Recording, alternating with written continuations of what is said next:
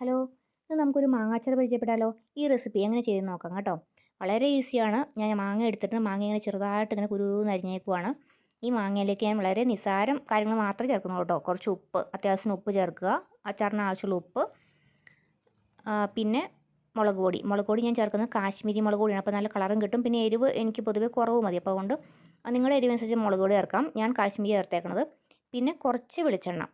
ഇത്ര ഒഴിച്ചിട്ട് നന്നായിട്ട് ഇളക്കി, സ്പൂൺ കൊണ്ട് ഇളക്കി മിക്സ് ചെയ്ത് വെക്കാം. ഇത് നമുക്ക് ഇൻസ്റ്റൻ്റായിട്ട് അപ്പം തന്നെ ഉപയോഗിക്കാം. ഉണ്ടാക്കി ഉടനെ തന്നെ ഉപയോഗിക്കാൻ പറ്റും.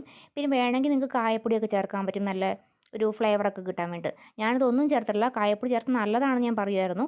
ഇല്ലെങ്കിലും ഒരു കുഴപ്പമില്ല. നല്ല ഇത് കാണുമ്പോൾ തന്നെ നിങ്ങൾക്ക് മനസ്സിലാവും, എൻ്റെ വായിൽ വെള്ളം വരുന്നത് കാണുമ്പോൾ തന്നെ. അപ്പോൾ ഇത് ഉണ്ടാക്കി ഉടനെ തന്നെ ഇത് ഒരു 2 ദിവസം കൊണ്ട് തീർന്നു കേട്ടോ. ഇന്നുണ്ടാക്കി നാളെ കൊണ്ട് തീർന്നു സാധനം. അത്ര ഈസി ഉണ്ടാക്കാൻ പറ്റും, അത്ര ടേസ്റ്റുമാണ്. അപ്പോൾ എല്ലാവരും ട്രൈ ചെയ്ത് നോക്കി. ഈ റെസിപ്പി നല്ല എളുപ്പമാണ്, നല്ല ഈസിയാണ്. എല്ലാവർക്കും ഇഷ്ടപ്പെടുന്ന ഇൻസ്റ്റൻറ്റ് മാങ്ങാ അച്ചാർ. ട്രൈ ചെയ്യാൻ മറക്കല്ലേ.